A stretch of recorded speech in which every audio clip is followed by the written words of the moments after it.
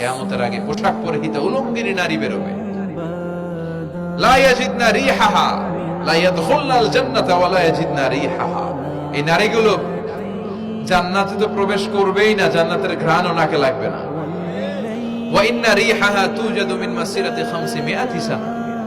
আর জান্নাতের ঘ্রাণ 500 বছর দূরের রাস্তা থেকেও টের পাওয়া যায়। খেয়াল করে বুঝেন, এখান থেকে জান্নাতে পৌঁছতে আরো 500 বছরের রাস্তা। কয় বছরের? এত দূরে থাকতেই জান্নাতের সুবাতাস এসে আপনার নাকে ধাক্কা লাগবে। সুবহানাল্লাহ পড়বেন না? এই নারীগুলো জান্নাতে যাবে না, জান্নাতের ঘ্রাণও পাবে না।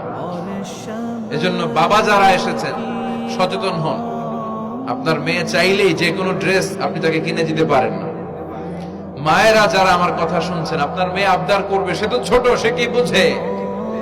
কিন্তু দেখবেন অনেক বিয়ের অনুষ্ঠানে আমি দেখেছি, মায়ের বয়স হচ্ছে 60, মায়ের হাত মোজা পা মোজা, বোরকা লাগাইছে 2টা, পাশে ষোড়শী অষ্টাদশী তন্নি সুন্দরী সুস্নিগ্ধা এক মেয়ে, বয়স মাত্র 18, ওর বুকে ওড়না নাই, ওটা গলায় শোভা পাচ্ছে।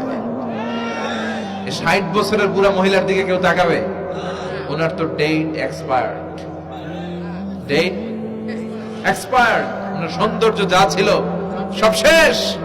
তার দিকে তাকাবে না, তার উঠতি বয়সের তরুণ মেয়েটার দিকে অনেকে তাকাবে, কারণ এটা জেনেটিক্যাল একটা ইস্যু।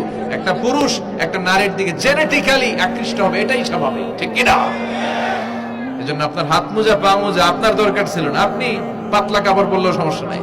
কথা কন, হাত মোজা পা মোজা দরকার ছিল আপনার যুবতী মেয়েটার হাতে, যুবতী মেয়েটার পায়ে। এজন্য আপনারা আপনাদের সম্মানকে বুঝবেন। যারা নারী স্বাধীনতার কথা বলে, নারী আন্দোলনের কথা বলে, এরা নারীদেরকে ঠকায়। এরা নারীদেরকে বিজ্ঞাপনের বিলবোর্ডে নগ্ন করে উপস্থাপন করে। রাস্তা দিয়ে হাঁটি, চোখ খুলতে পারি না। আমার মায়েরা, এরা আমার দেশের মেয়ে, এরা এই 56,000 বর্গ মাইলের মেয়ে। এই মেয়েগুলোকে উলঙ্গ ভাবে হাফ নেকেড করে এই সিনেমা হলগুলোর পোস্টারগুলো যে দেয়া হয়েছে, এতে সম্মান বেড়েছে না কমেছে? ওদিকে চোখ তুলে তাকানো যায়? এজন্য নারী স্বাধীনতার কথা যারা বলে, এদের কথায় ফাঁদে পা দিবেন না।